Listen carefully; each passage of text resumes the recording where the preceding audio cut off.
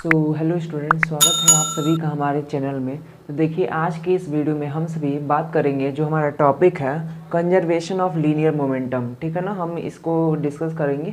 और बेसिकली ये जो हमारा टॉपिक है, ये हमारा फिजिक्स सब्जेक्ट से रिलेटेड है ना।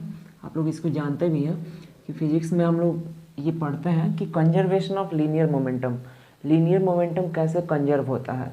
ठीक है, और साथ ही साथ आप लोग इसके कई तरीके पढ़ेंगे। अभी हम बेसिकली इसको 11th-12th के लेवल से बता रहे हैं, है ना।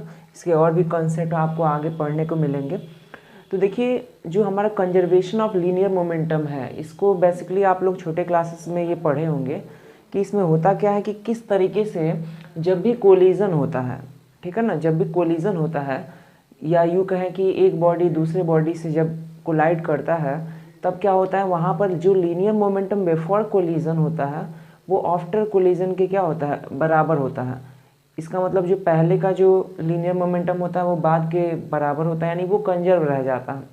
और यही जो प्रिंसिपल होता है, इसको बोला जाता है कि कंजर्वेशन ऑफ लीनियर मोमेंटम। ठीक है, तो अगर हम इसको ऐसे डिफाइन करें, तो डिफाइन करने में हम लोग अपना सेंटेंस यूज कर सकते हैं that the total linear momentum of A system of particles, है ना, remains conserved in a time interval which impulse of external forces is zero. ठीक है ना, एक ऐसे टाइम इंटरवल में जो लीनियर मोमेंटम होता है वो कंजर्व कहा जा सकता है जब उसका जो इम्पल्स होता है, मतलब जो फोर्स शॉर्ट टाइम के लिए एक्ट करता है ना, जब वो जीरो होता है, so we can say the linear momentum remains conserved. Now the total momentum of the system of particle cannot change under the action of internal forces, है ना।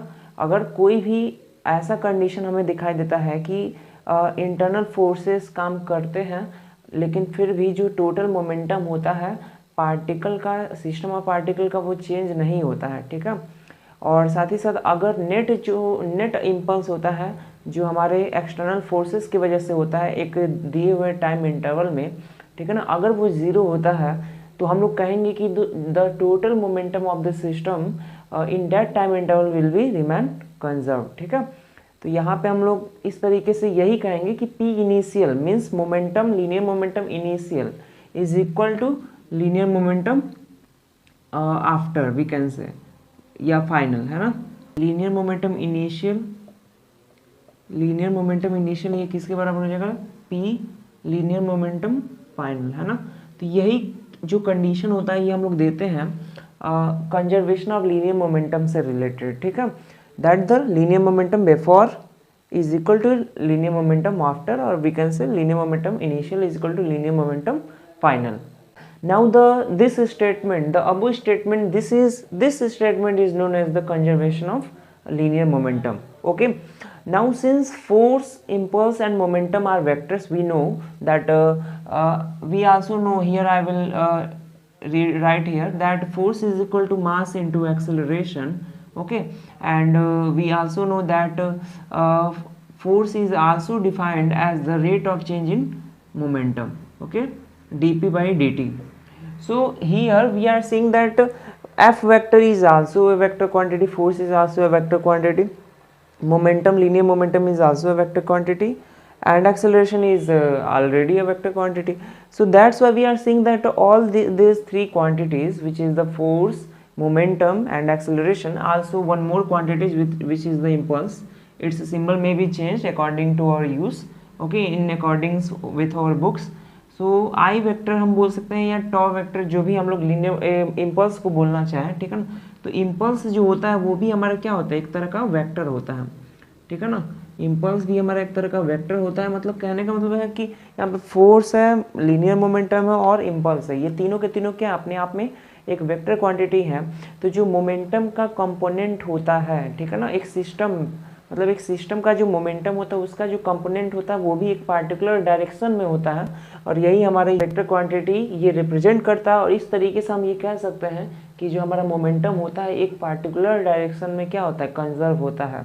और साथ ही साथ अगर ऐसा हो रहा है तो ये तभी होगा, तभी पॉसिबल है जब हमारा नेट इम्पल्स होता है, जितने भी फोर्सेस एक्ट करते हैं उनकी वजह से जो हमारा नेट जो हमारा इम्पल्स आता है वो क्या होना चाहिए, वो उसी दिए हुए डायरेक्शन में वैनिश कर जाना चाहिए, जीरो हो जाना चाहिए। ठीक है ना, because we want that P remains conserved. अगर हमको पी कांस्टेंट चाहिए, है ना, कांस्टेंट चाहिए, या इसको हम कह दें कंजर्व चाहिए, तो अगर ये कांस्टेंट है, इसका मतलब ये है कि एफ जो है हमारा एफ जीरो होगा, क्योंकि हमको पता है ऑलरेडी कि कांस्टेंट का जो डिफ्रेंसिएशन होता है वो जीरो होता है। तो अगर कांस्टेंट का डिफ्रेंसिएशन जीरो है, और आल्सो हम जानते हैं कि इम्पल्स का जो फॉर्मूला होता है वो force into short time interval होता है। बहुत स्मॉल टाइम इंटरवल के लिए जो फोर्स ऐड करता है उसका multiplication to the small time. तो यहाँ पे अगर फोर्स जीरो है, क्योंकि हमने देखा कि कांस्टेंट का डिफ्रेंसिएशन जीरो होता है, और यहाँ पे फोर्स जीरो होगा, यानी कि तब हमें जाके क्या मिलेगा, इम्पल्स हमें जीरो मिलेगा। तो ये भी एक कंडीशन हमें मिल जाएगा that for the conservation of linear momentum impulse is zero, remains zero, okay, should be zero for the conservation of linear momentum. और साथ ही साथ पूरे सिस्टम का जो इम्पल्स है वो किसी पार्टिकुलर डायरेक्शन में वैनिश करेगा, और क्या हो जाएगा, इम्पल्स जीरो हो जाएगा। तो यहाँ पर एक और हम फैक्ट यहाँ पे बता सकते हैं दैट अगर कोई एक्सटर्नल फोर्स नहीं होता है तो हमारा जो भी स्टेशनरी मास है, ठीक है ना, कोई भी हमारा स्टेशनरी मास अगर हम उसको एक इनर्शियल फ्रेम के रेफरेंस में बात करें तो वो हमेशा ही क्या रहेगा, रेस्ट में रहेगा, ठीक है ना। अगर हम इनर्शियल फ्रेम की बात करें जहाँ पर हमारे न्यूटन्स के लॉ फॉलो होते हैं, तो वहाँ पर अगर हम कोई भी ऑब्जेक्ट की बात करें या मास की बात करें जो कि रेस्ट में है, तो हमेशा वो क्या रहेगा, रेस्ट में ही रहेगा अगर कोई फोर्स एक्ट नहीं कर रहा है। So this is also a fact related to the conservation of linear momentum. तो चलिए अब हम इससे रिलेटेड एक एग्जांपल देख लेते हैं कि कंजर्वेशन ऑफ लीनियर मोमेंटम से हमें कौन सा अपनी डेली लाइफ में फिनोमेना देखने को मिल सकता है। तो यहाँ पर अगर हम एग्जाम्पल की बात करें तो इसका एग्जाम्पल हो जाएगा that firing a bullet from a gun, okay, we can write here firing a bullet from a gun. मतलब जब हम एक बंदूक से अगर बुलेट को फायर करते हैं वहाँ पे हमें कंजर्वेशन ऑफ लीनियर मोमेंटम देखने को मिलता है। So here suppose we have a gun, okay, this is our gun. तो ये हमारा गन हो गया, ठीक है ना, और इसका सपोज कीजिए इसका जो मास है वो कैपिटल एम है, ठीक है। और यहाँ पे अब हम जब इसको, आपको पता है जब भी हम लोग इस बंदूक को फायर करते हैं तो होता क्या है, यहाँ पे जो बुलेट है ये हमारा बुलेट है, और ये हमारा क्या है, ये हमारा गन है। तो बुलेट जो है आगे की तरफ जाता है with some velocity, suppose its velocity is small v and its mass is small m। मान लेते हैं इसका जो मास है वो स्मॉल है, और ये हमारा जो गन है, ठीक है ना, इसका कैपिटल एम हम लोग मास मान रहे हैं, और इसका एक हमें रिक्वायर्ड वेलोसिटी देखने को मिलता है कि ये पीछे की तरफ हमें इसकी एक वेलोसिटी देखने को मिलती है, मान लेते हैं वो कैपिटल v है, ठीक है।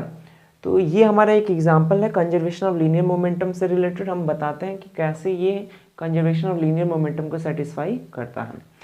तो we know that if the bullet, suppose we have this gun and bullet system, so if the bullet is the system suppose and the force exerted by the trigger means the force exerted by the trigger here and here, okay, the force exerted by the trigger will be the external, and so the linear momentum of the bullet will change from 0 to mv। तो अब देखिए, अब हम लोग अगर ये मान लेते हैं कि हमारा जो ये बुलेट है ये एक तरह का सिस्टम बना रहा है, ठीक है, और यहाँ पे जो फोर्स हमारा ये ट्रिगर, इसमें का जो ट्रिगर है वो जो फोर्स एग्जर्ट कर रहा है उसको अगर हम एक्सटर्नल सपोज कर लें, ठीक है, तो यहाँ पे जो लीनियर मोमेंटम हमारा बुलेट का क्या होता है वो चेंज होता है। हम लोग यहाँ पे देख पा रहे हैं कि जो बुलेट था वो पहले रेस्ट में था, और जब फोर्स इस पर ट्रिगर का अप्लाई हुआ तब ये क्या हो गया, ये मोशन में आ गया, मतलब कहीं ना कहीं इसका जो है मोमेंटम चेंज हो गया।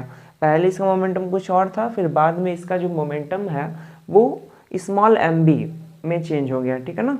लेकिन हम लोग, जैसा कि हम लोग जानते हैं कि कंजर्वेशन ऑफ लीनियर मोमेंटम हमें ये बताता है कि जो लीनियर मोमेंटम होता है वो बिफोर एंड आफ्टर हमेशा ही कंजर्व रहता है, हमेशा ही कांस्टेंट रहता है, ठीक है ना। यानी कि ओवरऑल जो लीनियर मोमेंटम मिलेगा वो हमेशा ही हमें रिमेन्स कंजर्व ही मिलेगा, ठीक है। तो हमने जैसा कि एक यहाँ पे एक फॉर्मूला लिखा था कि P इनिशियल जो होता है वो क्या होता है, P फाइनल के बराबर होता है, ठीक है ना। तो इसी के अकॉर्डिंग में हम अगर इसको अप्लाई करें इस फॉर्मूले से, है ना, इस फॉर्मूले से ये सिस्टम जो हमने लिया है बुलेट और गन का अगर हम अप्लाई करते हैं तो यहाँ पे हमें पी इनिशियल में हमें इस गन का मिलेगा, इनिशियल में जो इसका मोमेंटम था। तो देखिए यहाँ पे अगर हम पी इनिशियल की बात करें तो मोमेंटम इनिशियल में हमने देखा है कि जो हमारा गन था और जो बुलेट था वो दोनों के दोनों ही स्टार्टिंग में क्या थे, रेस्ट में थे। तो जब इनिशियल उसका दोनों इनिशियली रेस्ट में थे तो हम यहाँ पे लिख सकते हैं कि इनिशियल मोमेंटम जो था हमारा वो 0 था, ठीक है। और अगर हम फाइनल मोमेंटम की बात करें तो गन जो है, गन का फाइनल मोमेंटम यहाँ पे रिकॉइल वेलोसिटी शो हो रही है और गन का मास शो हो रहा है, तो इसका जो मोमेंटम हो जाएगा कैपिटल M कैपिटल V हो जाएगा। फिर अगर हम यहाँ पर बात करें बुलेट के मोमेंटम की, है ना, फाइनल मोमेंटम की, तो यहाँ पे ये हो जाएगा स्मॉल m और यहाँ पे small v। Okay, so this is the overall formula which we can derive with the help of the conservation of linear momentum for the problem of firing a bullet from a gun, ठीक है ना। और यहाँ पे हमें मिल गया capital MV plus small MV is equal to 0, because initially जो मोमेंटम था वो ओवरऑल 0 था और जब फाइनल हमने मोमेंटम यहाँ पे कंसिडर किया तो हमें capital MV plus small MV हमें मिल गया। यहाँ से फ़ायदा क्या है कि हमें अगर मान लीजिए हमें मास पता है ना, हमें बुलेट का, गन का मास पता है, अगर हमें किसी की भी वेलोसिटी निकालनी है ना, अगर हमें ये भी पता है कि हमने बुलेट को इतनी स्पीड से आगे बढ़ते हुए देखा, मतलब हमने उसको आगे उसको भेजा है, तो अगर हम अपना रिक्वायर्ड वेलोसिटी निकालना चाहें, कैपिटल V की वैल्यू निकालना चाहें, तो हम इसको निकाल सकते हैं, ठीक है ना। और कैसे निकालेंगे, हमारे पास ये एक फॉर्मूला डिराइव हो जाएगा जो कि कैपिटल V का होगा। कैपिटल V का जो फॉर्मूला होगा वो MV बाई कैपिटल M, है ना। This is the formula for the required velocity. और यहाँ पे देखिए माइनस साइन कभी भी फॉर्मूले में आता है तो वो केवल और केवल हमारे डायरेक्शन को शो करता है, that the direction of the given system और given object is opposite to the direction we had taken, है ना। मतलब जो डायरेक्शन हमने कंसिडर किया उसके अपोजिट में हमारा जो डायरेक्शन है वो दिया होगा। जैसा कि आप देख भी सकते हैं बुलेट जो है आगे जा रहा है लेकिन रिक्वायर्ड वेलोसिटी जो है, गन जो है वो पीछे जा रहा है। So overall this formula can be used for the solving problems, है ना, related to the firing a bullet from a gun, means gun and bullet system. Okay, so देखिए इस वीडियो में हमने आपको बताया कि कंजर्वेशन ऑफ लीनियर मोमेंटम क्या होता है। बेसिकली ये टॉपिक हमने आपको समझाने के लिए बनाया है, ठीक है ना। और भी टॉपिक पर हम वीडियो जल्द ही आपको लेकर आएंगे इस चैनल पे, ठीक है। अगर आपको अपने से रिलेटेड कोई डाउट हो तो आप पूछ सकते हैं कमेंट में। साथ ही साथ आपको कोई पर्सनल कोई भी टॉपिक आपको पूछना हो तो आप हमें कमेंट करके बता सकते हैं। सो थैंक यू, मिलते हैं अपने नेक्स्ट वीडियो में।